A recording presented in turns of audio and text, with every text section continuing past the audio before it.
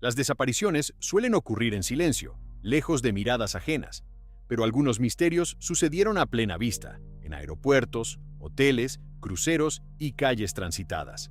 Personas que fueron vistas por última vez en lugares públicos, rodeadas de testigos y cámaras, y aún así se desvanecieron sin dejar rastro. Estos son 8 casos reales donde la presencia de otros no impidió que alguien desapareciera para siempre. 1. La desaparición de Lars Mittank. En julio de 2014, Lars Mittank, un joven alemán de 28 años originario de Berlín, viajó a Bulgaria junto a un grupo de amigos para pasar unas vacaciones en la costa del Mar Negro. Se hospedaron en el balneario de Golden Sands, un destino turístico frecuentado por visitantes europeos durante el verano.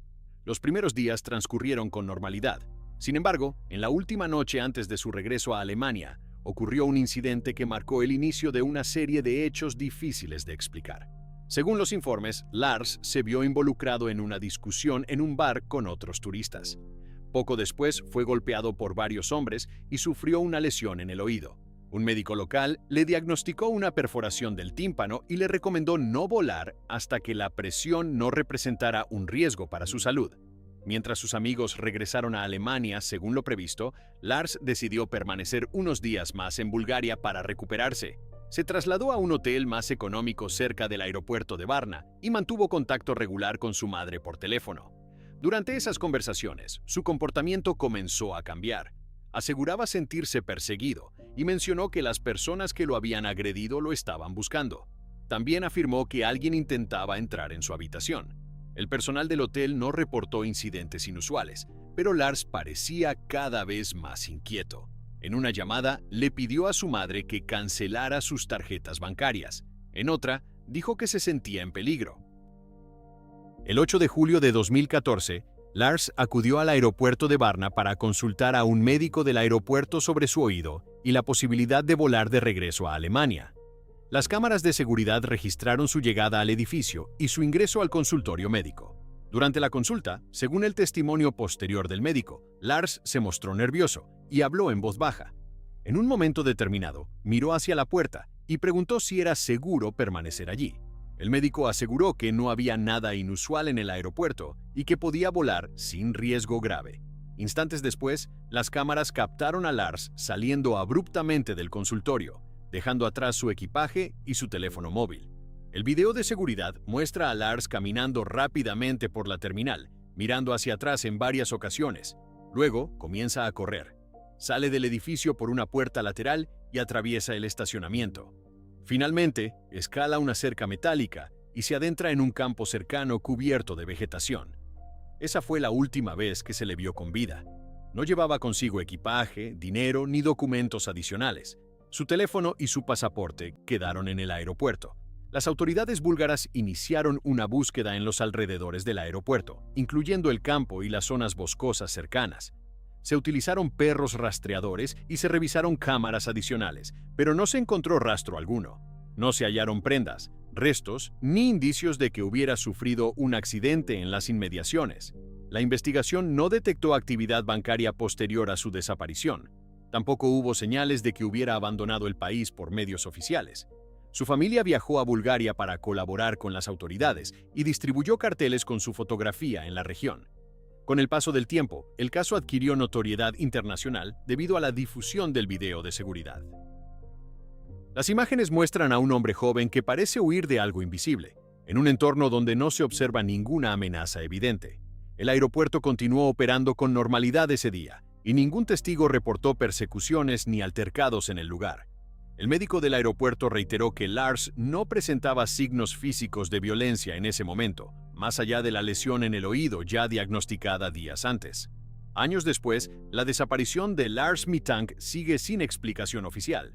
No se ha encontrado su cuerpo ni se ha confirmado su paradero en ningún país.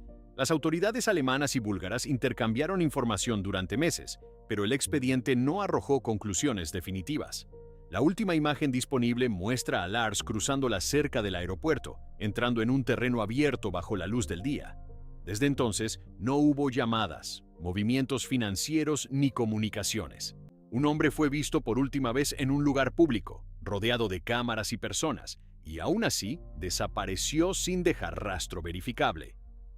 2. Brandon Swanson. En la madrugada del 14 de mayo de 2008, Brandon Swanson, un estudiante de 19 años de la Universidad de Minnesota West Community and Technical College, salió de una reunión con amigos en la localidad de Canby, en el estado de Minnesota, Estados Unidos. Había terminado recientemente el semestre y se encontraba de buen ánimo. Poco después de la medianoche, emprendió el trayecto en su automóvil hacia la casa de sus padres, situada en la pequeña comunidad rural de Lind.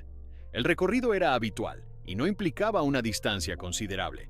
Sin embargo, alrededor de la 1:54 de la madrugada, realizó una llamada desde su teléfono móvil a sus padres para informarles que su vehículo se había salido del camino y estaba atascado en una zanja. Durante la conversación, Brandon aseguró que no estaba herido. Explicó que, al tomar una curva, creyó encontrarse cerca del pueblo de Lind, pero aparentemente había calculado mal su ubicación. Les dijo que podía ver luces a lo lejos y que pensaba estar en las proximidades de la ciudad. Sus padres decidieron salir en su búsqueda. Mientras conducían por los caminos rurales, permanecieron en contacto telefónico constante con él. Brandon describía lo que veía a su alrededor: campos, una cerca, un camino de grava. Afirmó que intentaría caminar hacia lo que creía que era la localidad más cercana para encontrarse con ellos. La comunicación se extendió durante aproximadamente 47 minutos. En ese tiempo, sus padres recorrieron caminos oscuros intentando localizar el automóvil o alguna señal de su hijo. En varias ocasiones hicieron sonar la bocina del vehículo con la esperanza de que Brandon la escuchara. Él respondió que no oía nada. A medida que avanzaba a pie, comentó que debía cruzar un arroyo. Se escuchó el sonido del agua mientras caminaba. La conversación parecía estable, sin interrupciones técnicas ni señales de alarma inmediata.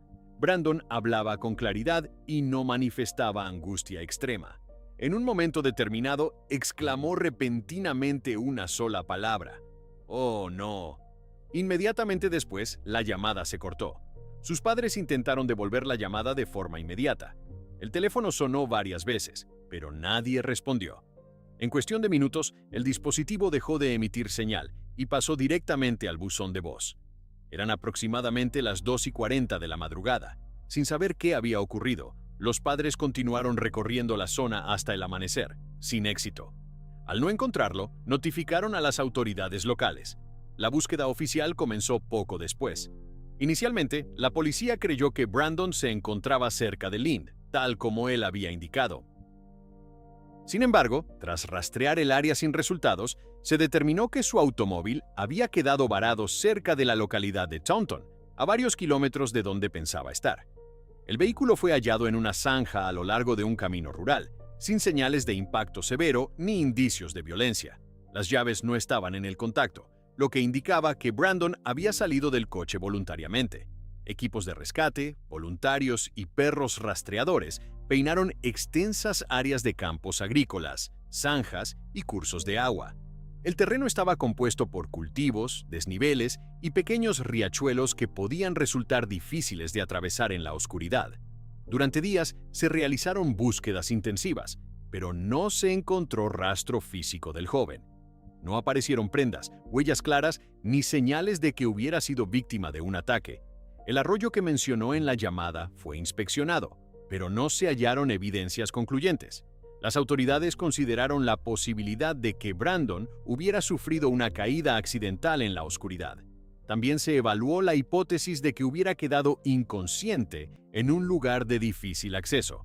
Sin embargo, pese a las repetidas búsquedas realizadas en distintas épocas del año, incluyendo periodos en los que los campos estaban sin cultivar, no surgieron restos ni objetos personales. Su teléfono móvil nunca fue recuperado. La grabación parcial de la llamada, conservada por la compañía telefónica, confirmó la duración y el momento exacto de la interrupción. No se registraron ruidos evidentes de lucha ni la presencia de terceros. El registro bancario de Brandon no mostró actividad posterior a esa noche. Tampoco se detectaron movimientos en sus cuentas ni uso de sus documentos de identidad. Para la familia, el hecho más inquietante continúa siendo la abrupta exclamación final, seguida de un silencio absoluto. Con el paso de los años, el caso permaneció abierto. Se organizaron nuevas búsquedas con tecnología más avanzada, incluyendo drones y equipos especializados en detección subterránea. A pesar de estos esfuerzos, ningún hallazgo permitió reconstruir lo ocurrido tras ese último instante de comunicación. Brandon Swanson fue escuchado por última vez mientras caminaba por un entorno rural abierto, hablando con sus padres en tiempo real. La línea permaneció activa hasta el momento exacto en que algo interrumpió la conversación. Desde entonces, no hubo señales verificables de su paradero. 3. La mujer de Isdal. El 29 de noviembre de 1970, un profesor universitario y sus dos hijas caminaban por el valle de Isdalen, una zona montañosa cercana a la ciudad de Bergen, en Noruega. El lugar era conocido por su geografía escarpada y por varios suicidios ocurridos en años anteriores. Durante el recorrido, percibieron un fuerte olor a quemado. Al acercarse a una ladera rocosa, descubrieron el cuerpo parcialmente calcinado de una mujer tendida entre piedras. La policía acudió al sitio y confirmó que el cadáver presentaba quemaduras severas en la parte frontal del torso y los brazos. A su alrededor se hallaron objetos dispersos, una botella de licor vacía, un paraguas, restos de ropa y un pasaporte parcialmente destruido por el fuego. La autopsia reveló datos contradictorios.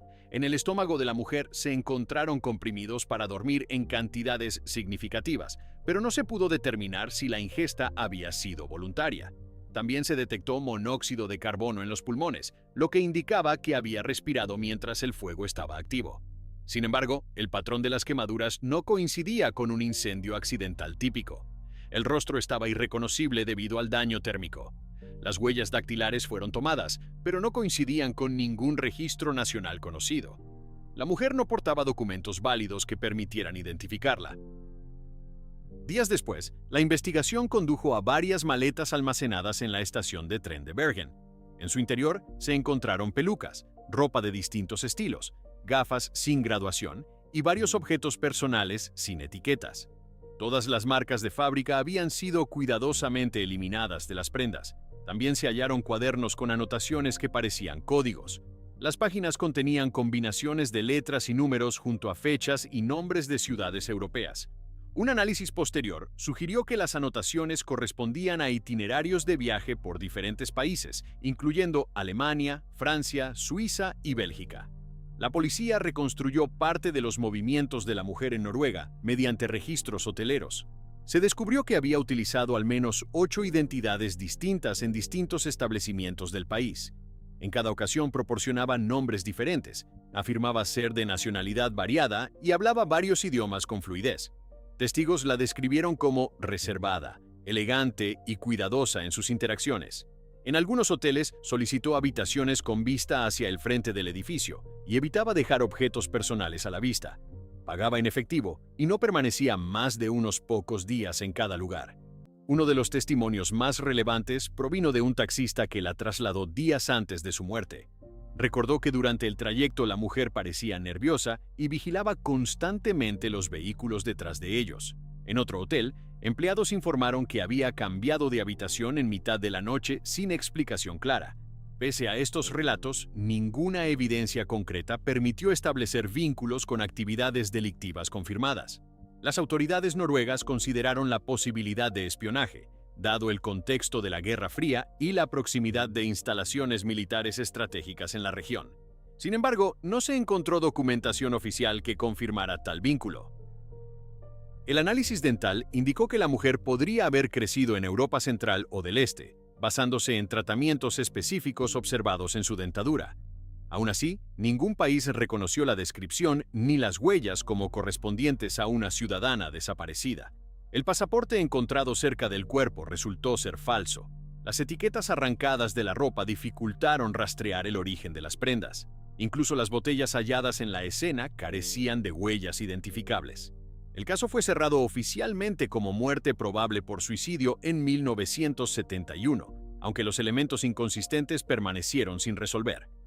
Décadas más tarde, nuevas investigaciones periodísticas y análisis forenses reexaminaron el expediente.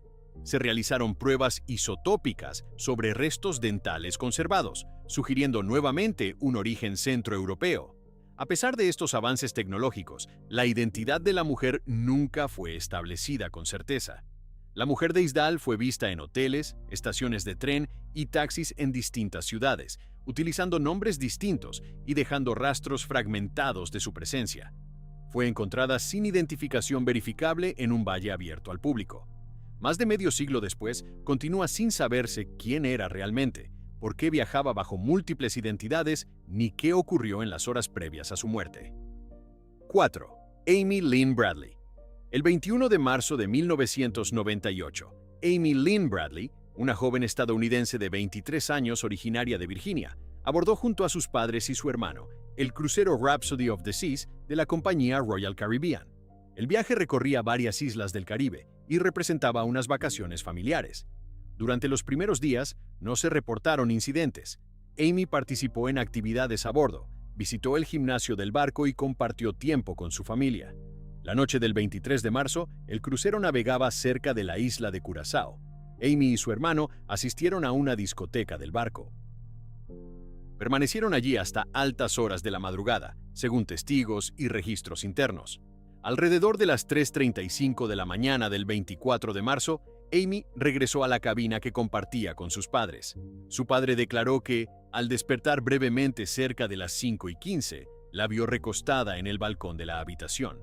Parecía relajada, con los pies apoyados en una silla. Poco después volvió a dormirse. Cuando despertó nuevamente alrededor de las 6, Amy ya no estaba. La puerta del balcón permanecía cerrada. Sus sandalias se encontraban dentro de la cabina, pero su tarjeta de acceso no había sido utilizada para abandonar oficialmente el barco. La familia comenzó a buscarla de inmediato por los pasillos y áreas comunes. El personal del crucero fue notificado pocos minutos después. Se realizaron anuncios internos solicitando que Amy se presentara en recepción. El barco estaba programado para atracar en Curazao esa misma mañana. Según la familia, pidieron que se retrasara el desembarque para permitir una búsqueda exhaustiva, pero el procedimiento de llegada continuó según lo previsto. Pasajeros comenzaron a descender mientras la tripulación revisaba ciertas zonas del buque. No se activó de inmediato una alerta general de hombre al agua, ya que no existían pruebas directas de que hubiera caído por la borda. Las cámaras de seguridad del barco eran limitadas en aquella época. No se obtuvo una grabación concluyente que mostrara el momento en que Amy abandonó la cabina o el área del balcón. Algunos pasajeros declararon haberla visto en la discoteca hablando con miembros de la banda musical del barco esa misma noche. Un músico afirmó que conversó brevemente con ella, pero negó cualquier incidente posterior. No se encontraron signos de lucha en la cabina. Tampoco se hallaron pertenencias personales faltantes, aparte de la joven misma. Una vez en Curazao, autoridades locales fueron informadas y se iniciaron búsquedas en el puerto y en áreas cercanas. La Guardia Costera realizó inspecciones marítimas, pero no se recuperó ningún cuerpo. La hipótesis inicial consideró la posibilidad de una caída accidental al mar durante la noche. Sin embargo, el padre de Amy sostuvo que ella temía las alturas y que difícilmente se habría sentado en el borde del balcón. Además, su cuerpo nunca fue localizado pese a las corrientes y a los procedimientos habituales de rastreo en casos similares. En los meses siguientes, surgieron reportes no confirmados de supuestos avistamientos de Amy en el Caribe. Un taxista en Curazao afirmó haber transportado a una mujer que coincidía con su descripción y que parecía estar acompañada por hombres. Años después, un miembro de la Marina de Estados Unidos declaró que una mujer en un burdel le aseguró ser Amy Bradley y pidió ayuda. Estas declaraciones fueron investigadas, pero no se obtuvo evidencia concluyente que permitiera confirmar su veracidad. Fotografías enviadas de forma anónima a la familia mostraban a una mujer parecida a Amy en un entorno desconocido, aunque los análisis no lograron determinar autenticidad definitiva. La investigación se vio obstaculizada por la jurisdicción internacional y por la falta de pruebas físicas. Royal Caribbean sostuvo que había seguido los protocolos establecidos. Las autoridades estadounidenses colaboraron con las de Curazao, pero el caso no produjo resultados concretos. No hubo actividad en las cuentas bancarias de Amy ni uso de su documentación oficial después del 24 de marzo de 1998. Su pasaporte permanecía en la cabina al momento de su desaparición. El crucero continuó su itinerario tras completar los procedimientos iniciales. Los pasajeros desembarcaron en distintas islas sin conocimiento detallado de lo ocurrido durante esas horas.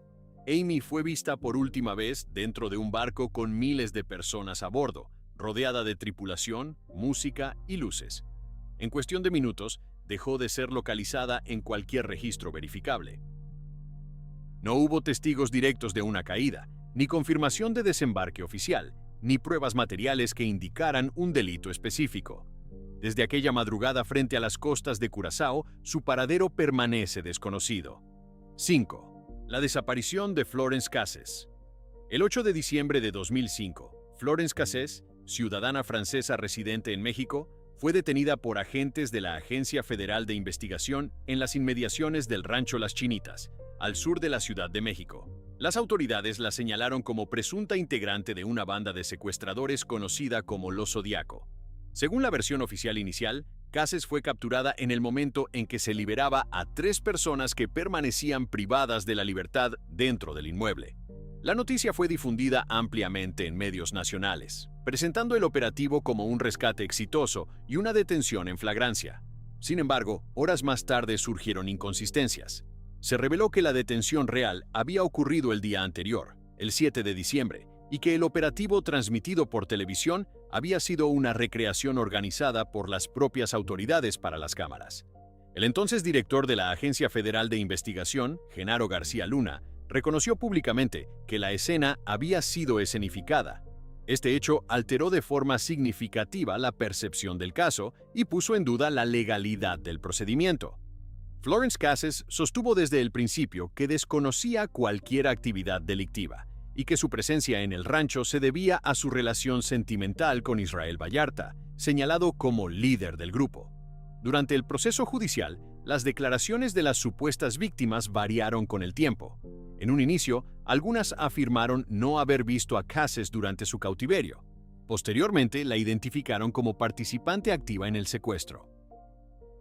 La defensa argumentó que estas modificaciones se produjeron tras la difusión mediática del caso y que la exposición pública pudo haber influido en los testimonios.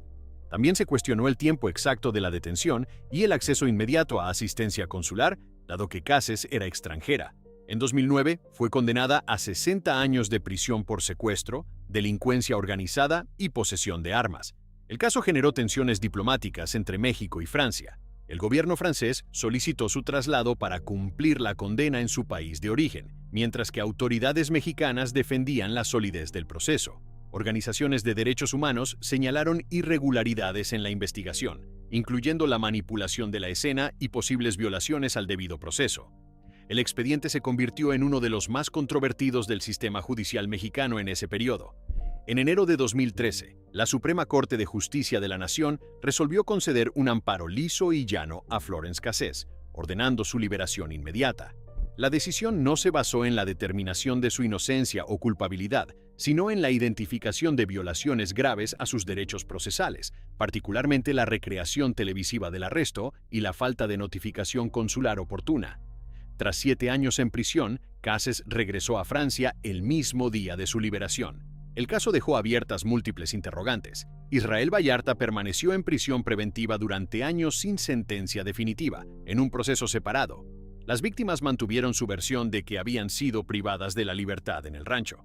Sin embargo, la manipulación del operativo inicial debilitó la credibilidad institucional y complicó la reconstrucción precisa de los hechos. No quedó claro en qué momento exacto fue detenida Cassés, quién autorizó la escenificación televisiva, ni por qué se permitió la difusión en tiempo real de un procedimiento policial alterado.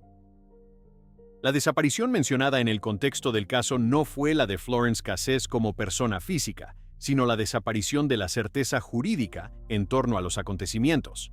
Durante horas, el país observó en televisión un operativo que no correspondía a la secuencia real de los hechos. La línea entre documentación y representación quedó difuminada. La reconstrucción mediática sustituyó temporalmente a la evidencia verificable. A pesar de la resolución judicial que ordenó su liberación, el expediente continúa siendo citado como ejemplo de un proceso marcado por contradicciones, testimonios cambiantes y actuaciones oficiales cuestionadas. Los elementos centrales del caso, desde el momento preciso de la detención hasta la autenticidad de las primeras declaraciones, permanecen envueltos en versiones incompatibles entre sí. 6. El caso de Brian Shaffer. La noche del 31 de marzo de 2006, Brian Shaffer, estudiante de medicina de 27 años en la Universidad Estatal de Ohio, salió con 2 amigos para celebrar el inicio de las vacaciones de primavera en Columbus, Ohio. Había atravesado meses difíciles tras la muerte reciente de su madre, pero según quienes lo acompañaban, se mostraba animado esa noche. Después de visitar varios bares, el grupo llegó al Ugly Tuna Saloon, un establecimiento ubicado en el complejo comercial South Campus Gateway, cerca del campus universitario. Eran aproximadamente las 1:15 de la madrugada del 1 de abril cuando ingresaron al lugar. Las cámaras de seguridad del complejo registraron a Brian entrando al bar por la escalera mecánica que conducía al acceso principal. Vestía una camiseta verde y jeans. Las grabaciones muestran que conversó con dos mujeres cerca de la entrada poco antes del cierre del local. A las 1:55 de la madrugada, sus amigos decidieron abandonar el lugar. Intentaron localizarlo sin éxito y asumieron que había salido por su cuenta.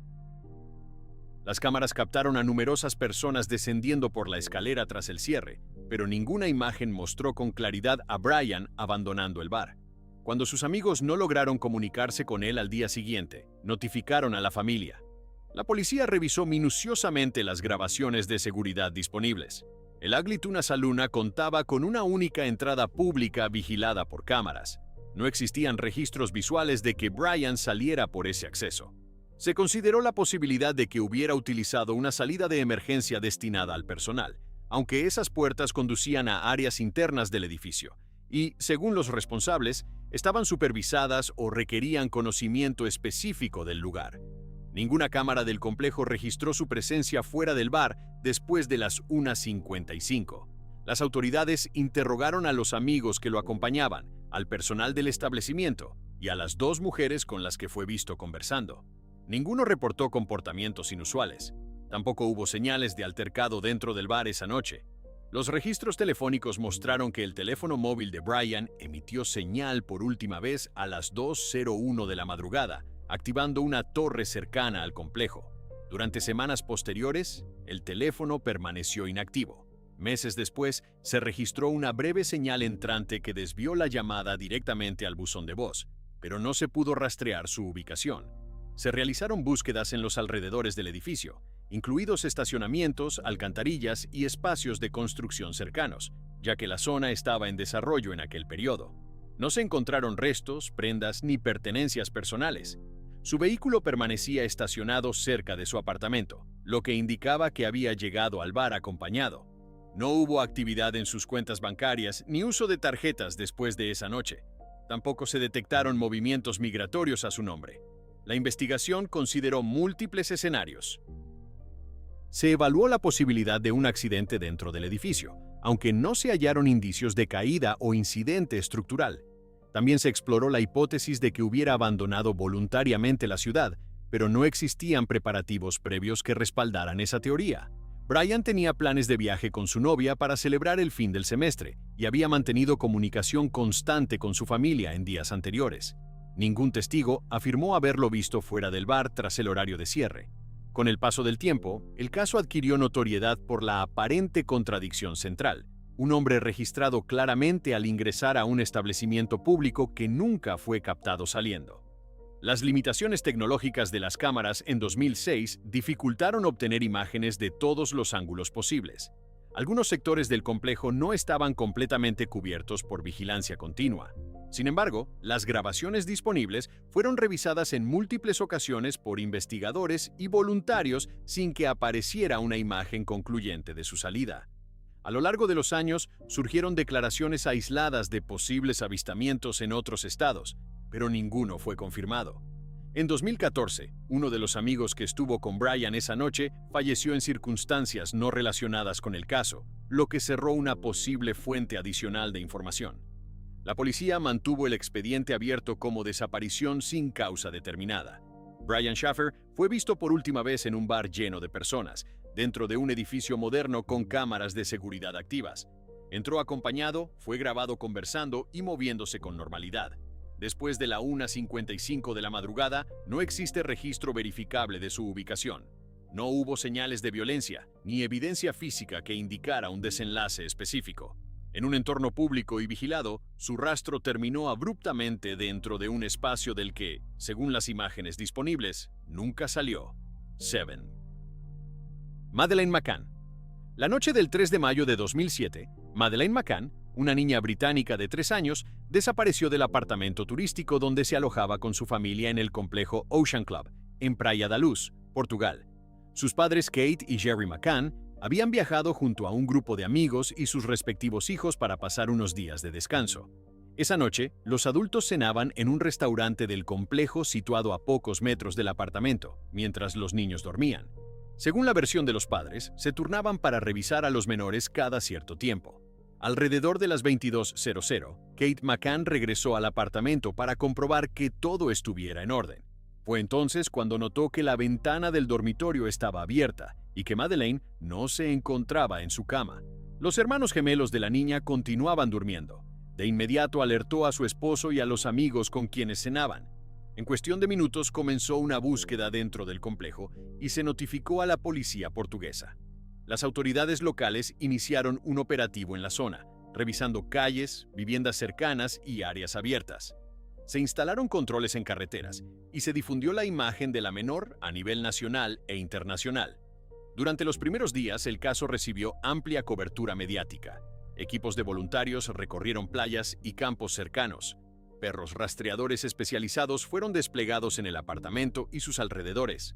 Algunos indicaron la posible presencia de olor a cadáver en ciertos puntos del inmueble y en un vehículo alquilado posteriormente por la familia, aunque estos hallazgos no derivaron en pruebas concluyentes ante los tribunales. La investigación atravesó diversas etapas y líneas de análisis. En septiembre de 2007, la policía portuguesa declaró formalmente a los padres como arguidos, figura procesal que implicaba sospecha oficial. La medida se basó en inconsistencias percibidas en declaraciones y en interpretaciones de los indicios forenses. Sin embargo, no se presentaron cargos formales y en julio de 2008 el caso fue archivado por falta de pruebas suficientes. El estatus de los padres fue retirado y se levantaron las restricciones procesales. Posteriormente, la Policía Metropolitana de Londres inició su propia revisión del caso bajo el nombre de Operación Grange. Se analizaron miles de documentos y se revisaron testimonios anteriores. En 2013, autoridades británicas anunciaron que consideraban la desaparición como un probable secuestro cometido por un intruso. Se elaboraron retratos robot basados en nuevos testimonios y se reactivaron búsquedas en zonas específicas de Praia da Luz. Excavaciones en áreas señaladas por investigaciones independientes no produjeron resultados concluyentes. En 2020, fiscales alemanes informaron que investigaban a un ciudadano alemán con antecedentes penales por delitos sexuales, quien se encontraba en Portugal en el momento de la desaparición. Las autoridades indicaron que existían indicios que apuntaban a su posible implicación y declararon que asumían que Madeleine había fallecido. No obstante, no se presentaron pruebas públicas que confirmaran de forma definitiva lo ocurrido, ni se recuperaron restos físicos que permitieran cerrar el caso. A lo largo de los años, se registraron supuestos avistamientos de la niña en distintos países. Ninguno fue confirmado de manera verificable. La familia mantuvo campañas internacionales para mantener visible el caso, apoyada por donaciones privadas y fondos oficiales destinados a la investigación. El expediente se convirtió en uno de los casos de desaparición infantil más mediáticos del siglo XXI. El apartamento donde se alojaba la familia fue examinado en repetidas ocasiones. No se encontraron signos claros de entrada forzada, aunque la ventana del dormitorio presentaba apertura. La distancia entre el restaurante y el apartamento era corta, pero no existía una visión directa del interior desde el lugar donde cenaban los adultos. El intervalo exacto en el que Madeleine desapareció no pudo establecerse con precisión. Desde aquella noche en Praia da Luz, no se ha confirmado el paradero de Madeleine McCann. No hubo llamadas de rescate verificadas, ni demandas de recompensa con pruebas creíbles, ni hallazgos físicos que determinen con certeza lo sucedido. En un complejo turístico ocupado por familias y visitantes, en un entorno vacacional aparentemente seguro, una niña dejó de estar en su cama sin que nadie pudiera establecer con exactitud cómo ni en qué momento ocurrió su desaparición. 8. El vuelo MH370. En la madrugada del 8 de marzo de 2014, el vuelo MH370 de Malaysia Airlines despegó del Aeropuerto Internacional de Kuala Lumpur con destino a Pekín. A bordo viajaban 227 pasajeros y 12 miembros de la tripulación. El Boeing 777-200ER partió a las 00:41 hora local y mantuvo comunicación normal con el control de tráfico aéreo durante los primeros minutos del trayecto. A las 1:19, uno de los pilotos respondió por última vez a la torre de control con un mensaje rutinario al abandonar el espacio aéreo de Malasia. Minutos después, el transpondedor del avión dejó de transmitir su señal secundaria. El radar militar malasio registró que la aeronave realizó un giro inesperado hacia el oeste, cruzando nuevamente la península malaya y dirigiéndose hacia el mar de Andamán. Este cambio de rumbo no fue comunicado por radio. Posteriormente, el avión desapareció también del radar primario. Sin embargo, datos satelitales proporcionados por la empresa Inmarsat indicaron que el sistema de comunicación automática del avión continuó enviando señales de handshake durante varias horas más. Estos intercambios permitieron a los investigadores trazar dos posibles corredores de vuelo, uno hacia el norte, en dirección a Asia Central, y otro hacia el sur, sobre el Océano Índico. Las autoridades malasias iniciaron una operación de búsqueda a gran escala en el mar de China Meridional, donde inicialmente se creyó que había desaparecido. Días después, al conocerse el giro hacia el oeste, el foco se trasladó al Océano Índico. Participaron equipos de múltiples países, incluyendo Australia, China y Estados Unidos. Se desplegaron aviones, barcos y tecnología submarina avanzada para rastrear vastas áreas oceánicas. La magnitud de la operación la convirtió en una de las búsquedas más costosas y extensas en la historia de la aviación.